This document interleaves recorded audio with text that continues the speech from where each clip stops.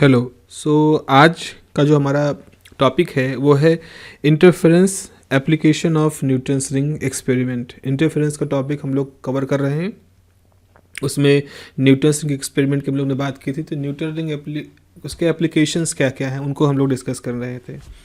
Okay, जैसा कि last lecture में हम लोगों ने बात की थी कि न्यूटन ने जब इंटरफेरेंस के एक्सपेरिमेंट खास तौर पे जो न्यूटन रिंग के लिए ज़रूरी हैं उनको जब परफॉर्म करना शुरू किया तो उनका पर्पस क्या था। वो लेंसेज से साथ काम कर रहे थे, टेलीस्कोप वगैरह को वो कंस्ट्रक्ट कर रहे थे या उसको मॉडिफाई कर रहे थे। तो उस दौरान उन्होंने ये चैलेंज था कि कैसे हम फ्लैटनेस को मेजर करें। अगर हमारे पास कोई लेंस है तो वो लेंस की फ्लैटनेस, उसका कर्वेचर कैसा है, उसको कैसे मेजर किया जाए। तो इसको लेकर के उन्होंने अपने कुछ शुरुआती एक्सपेरिमेंट किए थे और वही हमारे पास एक तरह से आप मान सकते हो कि न्यूटन रिंग के लिए एक इम्पॉर्टेंट एप्लीकेशंस हैं। जैसा कि यहाँ आप देख रहे हो, the main application was to calculate the flatness of glass plate and the surface whose flatness is known is placed over the surface whose flatness is unknown और vice versa। मतलब यहाँ पर ये होता था कि जैसे मान लो एक सरफेस है जो फ्लैट है या नहीं, उसकी फ्लैटनेस हमें मालूम है। फ्लैटनेस को हम कहेंगे रेडियस ऑफ कर्वेचर से। जैसे फ्लैट सरफेस होती है उसका रेडियस ऑफ कर्वेचर इनफाइनाइट होता है।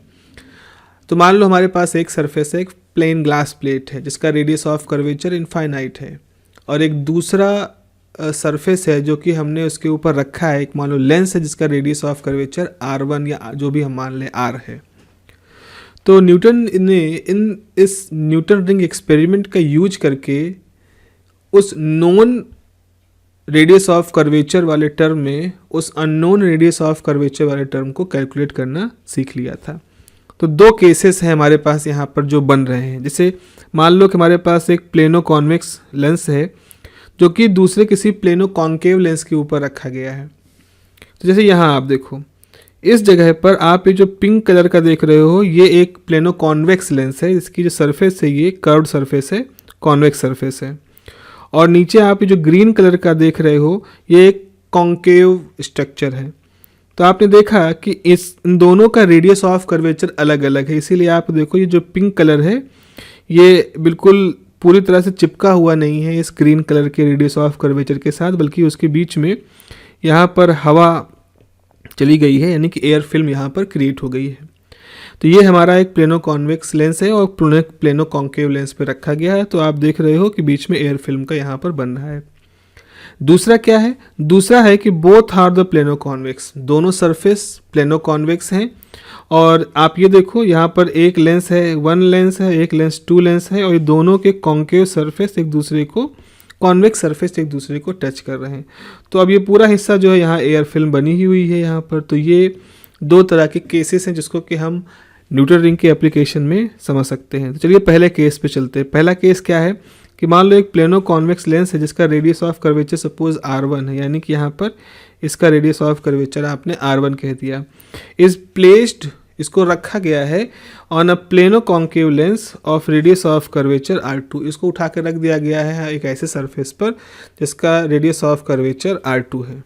ओके, अब आप देखें इसकी मैथमेटिक्स को हम लोग थोड़ा सा डिस्कस कर लेते हैं। तो इस फिगर की बात कर रही है कि सी गिवन फिगर, ये जो फिगर दिया है इसको आप देखें। अब plano convex lens of radius of curvature R1, जैसे यहाँ आप देख रहे हो, इस जगह पे आप देखो यहाँ प्लेनो कॉन्वेक्स लेंस है जिसका रेडियस ऑफ कर्वेचर R1 है। सो अब plano convex lens of curvature R1 is placed on the plano concave surface of curvature R2। तो ये एक प्लेनो कॉन्केव सरफेस है, जरा इसको आप देखें जूम करके। ये एक प्लेनो कॉन्केव सरफेस है, ये वाली सरफेस को, इसको हम प्लेनो कॉन्केव सरफेस कह रहे हैं। ये प्लेनो कॉन्वेक्स सरफेस है और इसका रेडियस ऑफ कर्वेचर आपने R2 दिया है, देखो यहाँ पर लिखा हुआ है। तो R2, और यहाँ पर क्या है, R2 is greater than R1। तो at a point A the thickness of air film is T। अब यहाँ पर अगर आप थोड़ा सा इसको जूम करके मैं आपको दिखाऊं तो ये जो पॉइंट है यहाँ पर, ये पॉइंट ए है, ठीक है, यहाँ पर जो पॉइंट है इसको हमने कहा पॉइंट बी, ये है पॉइंट ए, और ये बिल्कुल लास्ट वाला पॉइंट सी है। तो आप देखो ए से लेकर सी तक की डिस्टेंस है, ए से लेकर के बी तक की डिस्टेंस है, तो हम ए बी डिस्टेंस को कैलकुलेट कर सकते हैं। तो यहाँ पे लिखा है एट दिस पॉइंट से nth रिंग इज फॉर्म्ड। अब देखो जब यहाँ से इंटरफेरेंस होगा तो यहाँ पर इस तरह से रिंग्स बन रही होंगी। तो हम कह रहे हैं कि जो हमारी ये जो एक्सिस है, इस एक्सिस से पॉइंट ए तक की जो डिस्टेंस है वो rth, ये जो है rn मतलब है कि nth रिंग को बिलोंग कर रही। अब ये रिंग हम डार्क भी ले सकते हैं, ब्राइट भी ले सकते हैं, हमें मैथमेटिकल सिंप्लिसिटी की जहाँ जैसी आवश्यकता होगी वैसा हम लेंगे। तो एट दिस पॉइंट से nth रिंग इज फॉर्म्ड, मान ले nth रिंग फॉर्म हो रही है। तो the thickness of this air film is AB। अब देखो यहाँ पर इस डायग्राम में आपने देखा कि जो ग्रीन कलर का आप देख रहे हो ये एयर फिल्म है। तो इस एयर फिल्म की थिकनेस कितनी है इसे हमें कैलकुलेट करना है। तो थिकनेस कैलकुलेट करने के लिए हम क्या करेंगे, AC माइनस BC, मतलब A से लेकर के C तक की डिस्टेंस में B से लेकर के C तक की डिस्टेंस घटा दो।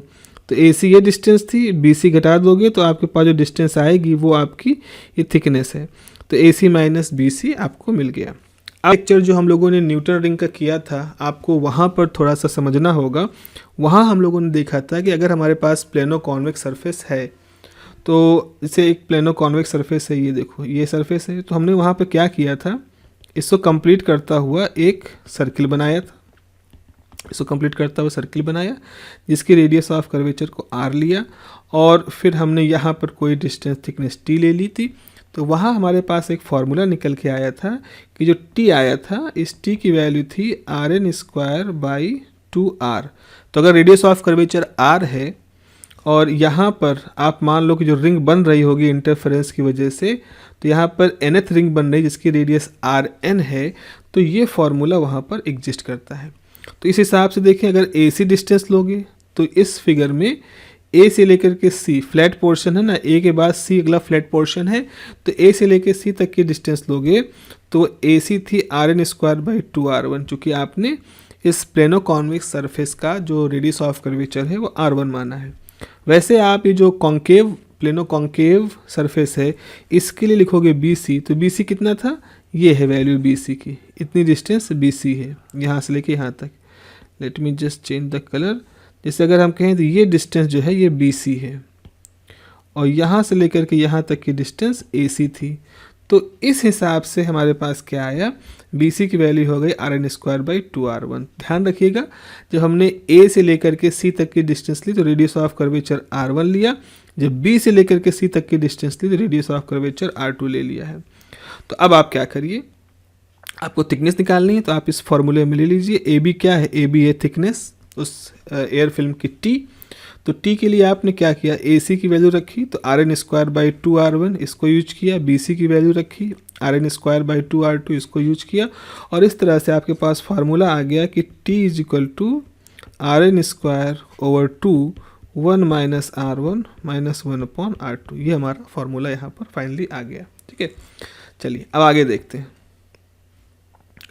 हैं।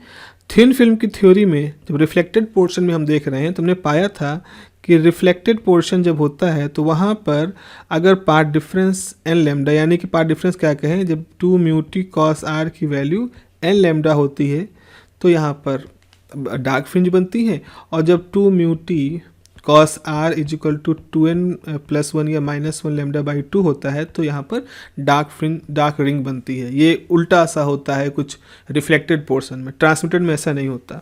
तो सिंपल सी थ्योरी क्या है कि हम इसको ले लेते हैं कि हम डार्क के लिए करें, क्योंकि डार्क में हमें ये 2n+1 λ/2 इस तरह की चीज़ें यहाँ पर नहीं करनी पड़ेंगी।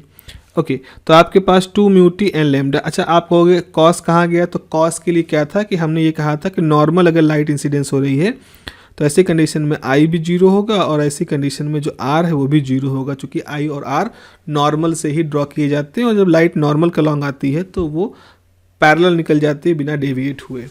तो यहाँ पर 2μt है, और यहाँ पर हमने cos R की वैल्यू 1 ली है फॉर द नॉर्मल इंसिडेंस, मतलब सरफेस के नॉर्मल, यानी कि वो जो आप परपेंडिकुलर जो नॉर्मल बनाते हो उसके अलॉन्ग। ओके, तो यहाँ पे t की वैल्यू रख दी। t की वैल्यू कितनी थी, Rn² / 2 1/r1 - 1/r2। Is equal to n lambda. तो यहाँ से अगर हमें क्या निकालना है, आप इस सारी चीज़ों को राइट साइड में ले जाओगे तो आपके पास 1/r1 minus 1/r2 is equal to n lambda mu r n square हो जाएगा। तो एक्सपेरिमेंटली अगर हम यहाँ पर कैलकुलेट कर रहे हैं, एक्सपेरिमेंटली अगर हमने यहाँ पर आर स्क्वायर कैलकुलेट किया है तो हम इसकी वैल्यू लेकर के म्यू रिफ्लेक्टिव इंडेक्स मालूम एयर फिल्म है तो म्यू 1 हो जाएगा। मान लो कि हमें R2 मालूम है, फ्लैट सरफेस है तो ये 1/∞ हो जाएगा, तो 1/∞ मतलब 0 हो जाएगा। तो इस तरह से R1/r की वैल्यू हमें यहाँ से कैलकुलेट हो जाएगी। तो ये एक तरीका है जिससे कि हम अननोन फ्लैटनेस सरफेस है उसके कर्वेचर को हम कैलकुलेट कर सकते हैं। चलिए दूसरे केस की तरफ बढ़ते हैं। दूसरा केस हमारा ये है कि अगर बोथ सरफेस जो कि कॉन्वेक्स हैं और इस तरह से रखी गई हैं, तो ये आप देखो कि एक लेंस है, ये एक लेंस है और उसको दूसरे लेंस के कर्व सरफेस पर रख दिया गया है। तो बड़ा ही कुछ क्रिटिकल सा स्थिति है, मान लो बैलेंस बन गया, हमने इस तरह रख दिया है। तो अब हम कैसे देखेंगे, तो थोड़ा सा देखिएगा कैसे फॉर्मूला मॉडिफाई होता है। ऐसी स्थिति में आप देख रहे होगे यहाँ पर कि अगर हमने यहाँ पॉइंट लिया ए और ये पॉइंट लिया बी, तो ये पूरा पॉइंट है और इस पूरे पॉइंट में यहाँ सब एयर है, यहाँ तो सब एयर भरी हुई है। तो हम एयर फिल्म की जो थिकनेस है उसको ये मान लें टी, तो हमारे लिए एयर फिल्म की थिकनेस टी हो गई है। अब जरा देखिए यहाँ पर ऐसी स्थिति में क्या हो, जो टी है ये पूरा ए से लेके बी और बी से लेके सी तक है। मतलब यहाँ पर कुछ ऐसा है कि एक सरफेस इस तरह, एक सरफेस इस तरह है। यहाँ हमने ए माना, इस मिड पॉइंट को मान लो सी माना, इसको मान लो बी माना। तो हमारे लिए जो पूरी थिकनेस है, जो पूरी थिकनेस है कितनी आ गई, पूरी थिकनेस आ गई AC प्लस BC। तो T बराबर हो गया AC प्लस BC। फॉर्मूला वही है जो पीछे केस में किया था, AC की value RN square over 2R1, BC बराबर RN स्क्वायर ओवर 2R2। तो आप इन दोनों को यहाँ पर रख देंगे, T की वैल्यू अब सम करोगे। पिछले केस में हम लोग क्या कर रहे थे, माइनस कर रहे थे। क्यों माइनस कर रहे थे, क्योंकि एक कॉन्केव और एक कॉन्वेक्स की वजह से कंडीशन से ऐसी बन चुकी थी कि हमें वो कॉन्केव को माइनस करना पड़ रहा था। पर यहाँ पर दोनों ही कॉन्वेक्स हैं, एक दूसरे के ऊपर बैक टू बैक रखे हुए हैं, तो आपको यहाँ पर प्लस करना पड़ा। यहाँ से आपने टी का फॉर्मूला ये कैलकुलेट कर लिया। ओके, फिर वही डार्क फ्रिंज के लिए रखा गया है, डार्क फ्रिंज के लिए रखा है तो आपने जैसे यहाँ पर रखा, आपके पास फॉर्मूला हो गया 1/r1 plus 1/r2 n lambda by RN square. यहाँ म्यू की वैल्यू होनी चाहिए जिसको कि हम 1 मान चुके हैं। तो यहाँ पर एक प्लस साइन है, यहाँ एक प्लस साइन है और यहाँ पर एक माइनस साइन है। ये दो अंतर है यहाँ पर। तो कॉन्केव और कॉन्वेक्स एक साथ रखोगे तो आपके पास एक माइनस साइन यहाँ पर आ रहा है, और अगर आप दोनों ही convex to convex surface touch में रख रहे हो तो आपके पास यहाँ प्लस साइन आ रहा है। तो इस तरह से ये दो एप्लीकेशन है जो कि हम न्यूटन रिंग के लिए देखते हैं। चलिए कुछ चीज़ें और हैं जो क्वेश्चंस होते हैं जो पूछे जाते हैं, आपको मालूम होना चाहिए। हम न्यूटन रिंग में कंडीशन में ही जा रहे हैं कि क्या होगा अगर हम जो न्यूटन रिंग एक्सपेरिमेंट में क्या करते हैं, जो प्लेनो कॉन्वेक्स सरफेस जो होती है उसको एक प्लेन ग्लास प्लेट पर रखते हैं। तो आपके पास ये प्लेनो कॉन्वेक्स सरफेस है और इस प्लेनो कॉन्वेक्स सरफेस को आप रख रहे हो किसी प्लेन ग्लास प्लेट पे। लेकिन मान लो ये ग्लास प्लेट जो है वो एक मिरर है, इसको अच्छी तरह से हमने पॉलिश कर दिया, सिल्वरिंग कर दी है, तो एक मिरर है। तो अगर हमने किसी मिरर के ऊपर प्लेनो कॉन्वेक्स लेंस रख दिया, तो अगर मिरर के ऊपर प्लेनो कॉन्वेक्स लेंस रख दिया और फिर हमने न्यूटन रिंग का एक्सपेरिमेंट परफॉर्म किया, तो क्या हमें न्यूटन रिंग के एक्सपेरिमेंट में कुछ परिवर्तन दिखाई पड़ेंगे? तो सवाल है, बिल्कुल दिखाई पड़ेंगे। अगर आपने ऐसा कर दिया तो आप देखो पहला लाइन ही रिजल्ट बता रहा है कि यूनिफॉर्म इल्यूमिनेशन विल ऑब्जर्व, यानी कि no rings will be seen in the field of view. तो अगर आप न्यूटन रिंग का एक्सपेरिमेंट प्लेनो कॉन्वेक्स लेंस को एक मिरर के ऊपर रख के करोगे, देन यू विल मतलब ऑलमोस्ट आप प्रैक्टिकली अगर देखो तो आपको नहीं मिलेगा वहाँ पर किसी तरह का कोई भी ring structure, interference ring structure नहीं मिलेगा।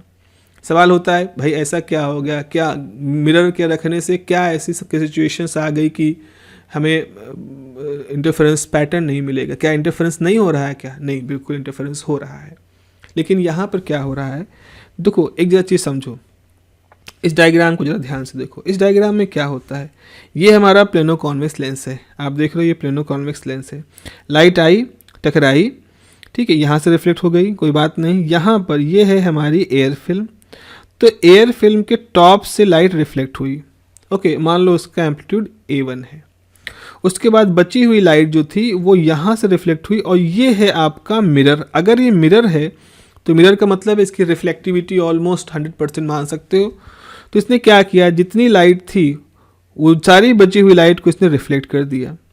तो अब अगर इस ग्लास में ये जितनी लाइट आई थी उसका 5% मान लो यहाँ से रिफ्लेक्ट हुआ और बाकी लगभग 95% यहाँ से रिफ्लेक्ट हुआ। तो यानी कि A1 जो है वो टोटल एम्पलीट्यूड का 5% है और जो A2 है वो टोटल एम्पलीट्यूड का 95% है। तो ऐसी स्थिति में क्या होने वाला है, ऐसी स्थिति में आप समझो कि जब हम लोग ने इंटरफेरेंस की थ्योरी पढ़ी थी तो आई मैक्स क्या पढ़ा था, आई मैक्स आपने पढ़ा था A1 प्लस A2 का होल स्क्वायर। और आई मिनिमम क्या पढ़ा था, आई मिनिमम पढ़ा था A2 माइनस A1 ले लो, A2 माइनस A1 का होल स्क्वायर। अब अगर A2 95% है, A1 5% है, तो आपने 95 में 5 जोड़ा तो कितना आ गया, तो आ गया आपके पास 100 का स्क्वायर। और आई मिनिमम जो है वो है 95 माइनस 5 का स्क्वायर यानी 90 का स्क्वायर। तो आप देखोगे इसका जो होगा कि ये जो इंटेंसिटी है, मैक्सिमम इंटेंसिटी और मिनिमम इंटेंसिटी में कोई अंतर लगभग नहीं जाएगा। एक 100 के स्क्वायर से निकल रहा है, एक 90 के स्क्वायर से निकल रहा है। यानी कि इन दोनों ही कंडीशंस में जो मैक्सिमम और मिनिमम इंटेंसिटी है उसके बीच का अंतर ना के बराबर है। नंबर में अंतर दिख रहा है 100 का स्क्वायर 90 का स्क्वायर, बट प्रैक्टिकली ये अंतर ना के बराबर है। अब ये जो ना के बराबर का अंतर है इसको आप प्रैक्टिकली अपनी आंखों से शायद देख भी ना पाओ ठीक से, इसीलिए आपने यहाँ पर लिखा है अपने आंसर में कि you will observe almost uniform illumination, मतलब आपको एक समान रूप से चमकता हुआ सब दिखाई पड़ेगा। आप ये नहीं पहचान पाओगे कहाँ डार्क है कहाँ ब्राइट है, क्योंकि डार्क और ब्राइट में बहुत कम अंतर रह गया है। तो इसीलिए यहाँ पे लिखा है because the rays reflected from the upper surface of air film and reflected because the rays reflected from the upper surface of the air film and reflected from the silver surface would be of different amplitude, so it disobey the condition of equal and nearly equal amplitude condition, would be of different amplitude। मतलब इनका amplitude बराबर या लगभग बराबर नहीं है। शर्त तो यही थी ना इंटरफेरेंस के लिए, the amplitude should be same और नियरली सेम, लेकिन यहाँ पर एक एम्पलीट्यूड इक्विवेलेंट है 95% के और दूसरा एम्पलीट्यूड इक्विवेलेंट है 95% के। तो वो जो इंटरफेरेंस की शर्त थी कि एम्पलीट्यूड शुड बी सेम और नियरली सेम, वो यहाँ पर डिसोबे हो रहा है। तो इस वजह से हम यहाँ पर इल्यूमिनेशन को 100% देखेंगे, हमें लगेगा ही नहीं कि वहाँ कोई पैटर्न ऑब्जर्व हुआ है। ओके एक और है क्वेश्चन है कि अगर हमने क्या किया, एक प्लेन ग्लास प्लेट लिया, जैसा कि आप यहाँ देखो एक प्लेन ग्लास प्लेट है यहाँ पर, और उसके ऊपर एक प्लेनो कॉन्केव सरफेस रख दिया है। मतलब लेंस ऐसा लिया है हमारा, ये कुछ ऐसा है कि एक सरफेस प्लेन है दूसरी सरफेस कॉन्केव है और इसको हमने रख दिया है। तो क्या इस स्थिति में न्यूटन रिंग बनेगी? तो सवाल है कि फिल्म तो बन रही है भाई, देखो प्लेन ग्लास प्लेट है और यहाँ पर ये जो मैं रेड कलर से कर रहा हूँ ये फिल्म है, एयर फिल्म है, एयर ट्रैप है। बस अंतर क्या है, यहाँ पर जब हमारे पास प्लेन ग्लास प्लेट और प्लेनो कॉन्वेक्स लेंस होता है तो टच पॉइंट बीच में होता है। तो जहाँ टच पॉइंट बीच में होता है उसको हम कहते हैं कि वहाँ पर जीरो ऑर्डर की फ्रिंज बन रही है, रिंग बन रही है। लेकिन यहाँ पर ऐसा नहीं है, यहाँ पर जो टच पॉइंट है वो साइड में है। तो टच पॉइंट साइड में होने की वजह से जो जीरो ऑर्डर आप कह रहे हो उसकी रिंग यहाँ बनेगी। जैसे जैसे आप सेंटर की तरफ जाओगे वैसे वैसे आपको फिल्म की थिकनेस बढ़ती हुई दिखाई पड़ेगी। इसका मतलब सेंटर की तरफ जाओगे तो रिंग्स जो होंगी वो पास पास आ रही होंगी, आपस में मर्ज करने वाली कंडीशन होंगी। तो जैसा प्लेनो कॉन्वेक्स लेंस में होता है कि बीच में फ्रिंजें जाते हुए दूर जाती हैं फिर मर्ज करने लगती हैं, यहाँ पर क्या होगा, किनारे से सेंटर की तरफ जाने पर फ्रिंज मर्ज करती हुई दिखाई पड़ेंगी। मामला उल्टा सा हो जाएगा पर रिंग बनेंगी। तो film will B circular in shape. पहली बात, फिल्म अभी भी सर्कुलर शेप में होगी क्योंकि 3 डायमेंशनली इस प्लेनो कॉन्केव लेंस ने ही भी 3 डायमेंशनल सा स्ट्रक्चर बनाया होगा एयर फिल्म का। The thickness of film will be zero at the circumference, मतलब जीरो ऑर्डर की फ्रिंज बन रही है सर्कमफेरेंस पे, जो कि वहाँ पर प्लेनो कॉन्वेक्स लेंस और प्लेन ग्लास प्लेट आपस में टच कर रहे हैं। तो thickness of the air film increases as we move toward the centre, तो जैसे जैसे हम सेंटर की तरफ जाएंगे थिकनेस ऑफ एयर फिल्म बढ़ेगी, so the order of ring is reversed, तो ऑर्डर ऑफ रिंग जो है वो उल्टा हो जाएगा। तो प्लेनो कॉन्वेक्स लेंस में क्या था, टच पॉइंट सेंटर पे था, दूर जाने पर ऑर्डर बढ़ने पर रिंग आपस में मर्ज सी कर रही थी, लेकिन यहाँ पर क्या हो रहा है, यहाँ उल्टा हो रहा है। तो वही लिखा है, तो ring is reverse in order of that is order of ring is maximum at the centre, so the spacing between the two consecutive rings go on decreasing as we move toward the centre. तो जैसे जैसे centre की तरफ आप बढ़ोगे आपको orders, ring के जो ऑर्डर हैं वो आपको बढ़ते हुए दिखाई पड़ेंगे। ओके, लास्ट क्वेश्चन जो न्यूटन रिंग के साथ जुड़ा हुआ है कि ऐसा क्या होगा अगर हम एक वाइट लाइट को यूज करें बजाय मोनोक्रोमेटिक के। तो ऐसी स्थिति में आप जनरली आप देखो, हम लोगों ने पढ़ा है कि जो डायमीटर होता है, जो आपकी रिंग बन रही है न्यूटन रिंग एक्सपेरिमेंट में, तो जो डायमीटर का स्क्वायर होता है वो प्रोपोर्शनल होता है अंडर रूट लैम्डा के वेवलेंथ के। तो अगर वेवलेंथ अलग अलग होंगी, लैम्डा 1 लैम्डा 2 इस तरह से वेवलेंथ चेंज करोगे तो उसी हिसाब से रिंगों का जो डायमीटर है वो भी चेंज होगा। तो आपको मालूम है कि वाइट लाइट में वायलेट से लेकर के रेड तक 7 कलर होते हैं। अब रेड है उसका करीब 7000 एंगस्ट्रॉम की लाइट है, इसका करीब करीब 4000 angstrom, I am not very precise but suppose 4000 to 7000 angstrom का यहाँ पर पूरा एक रेंज है। तो आप खुद ही सोच सकते हो कि हो सकता है इंडिगो कलर है, विबग्योर में इंडिगो कलर है, उसकी वेवलेंथ है कुछ, तो उसकी डायमीटर है आपके पास। उसके बाद फिर और कलर है, उनकी डायमीटर है। अब आपको मालूम है नीले कलर वायलेट इंडिगो ब्लू थोड़े थोड़े अंतर के साथ होते हैं, येलो और ऑरेंज थोड़े अंतर के साथ होता है, रेड अपने आप में चमकता है, ग्रीन थोड़ा सा डिम होता है। तो जब ये अलग अलग वेवलेंथ की रिंग बनेंगी तो उनके डायमीटर सबके कुछ डिफरेंट होंगे, और कई बार क्या होगा डिफरेंट होने केस में वो एक दूसरे पर ओवरलैप कर जाएंगे। तो जब ओवरलैप कर जाएंगे तो हमें ये गिनने में बड़ी मुश्किल हो जाएगी कि ये कौन सा कलर है जिसकी हम ये रिंग देख रहे हैं, क्योंकि वो ओवरलैप हो चुका है। हो सकता है कई कलर ओवरलैप कर जाए तो वहाँ कुछ वाइट सा बन जाए। तो वहाँ पर क्या लिखा है कि ऐसी स्थिति में total illumination of light will be observe, क्योंकि रिंगें आपस में एक ही जगह पर कई बन रही होंगी, अलग अलग डायमीटर के, सब मर्ज हो रही होंगी, डार्क ब्राइट फ्रिंजेस सब आपस में मर्ज जब कर रही होंगी अलग अलग कलर्स की, तो हमें टोटल इल्यूमिनेशन दिखेगा, मतलब हमें कोई रिंग पैटर्न नहीं उस तरह से दिखाई पड़ेगा due to the intermixing of wavelength. इस वर्ड को हम यहाँ पर यूज कर रहे हैं, इंटरमिक्सिंग हो गई है, जो वेव्स हैं उनकी आपस में मिक्सिंग हो गई है। तो white light have all wavelength, हमें मालूम है वाइट लाइट का मतलब है कि ऑल वेवलेंथ का मिक्सचर होता है। So rings of different wavelength observe at different locations that overlap, एक दूसरे के ऊपर ओवरलैप कर जाएंगे। केवल सेंट्रल फ्रिंज यानी जो जीरो ऑर्डर के फ्रिंज है वही हमें दिखाई पड़ेगी अपनी पोजीशन पे। तो जैसे सेंट्रल जहाँ पे थिकनेस जीरो होती है उस जगह पर जो फ्रिंज पहले बन रही थी वहाँ अभी भी वहाँ पे डार्क फ्रिंज बन रही है रिफ्लेक्टेड केस में। बाकी सारी फ्रिंजें जो अलग अलग कलर की बन रही हैं, डार्क और ब्राइट जो बन रही हैं, वो मर्ज कर रही हैं, ओवरलैप इंटरमिक्सिंग की वजह से वहाँ पर कुछ वाइटनेस से आ गई, तो टोटल इल्यूमिनेशन हमें दिखाई पड़ रहा है। So to observe the fringes in a proper manner polychromatic या white light must be use.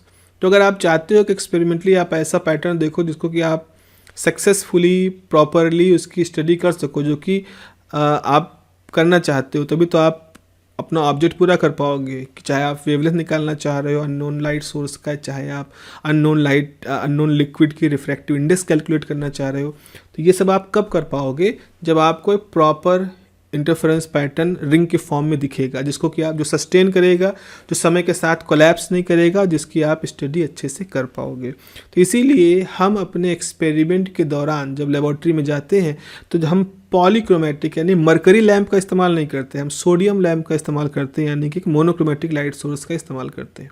Okay, so this is the most common logic behind the Newton ring experiment. के साथ ये लॉजिक है कुछ हमारे जो जुड़े हुए हैं, जैसे कि ये सारे क्वेश्चंस कुछ छोटे छोटे क्वेश्चंस थे। Okay, so in the next class we will try to solve some important numericals related with the Newton ring experiment and the general topic of interference, जो इससे पहले हम लोगों ने डिस्कस किया है। Okay, so have a nice day and take care of yourself. Bye bye.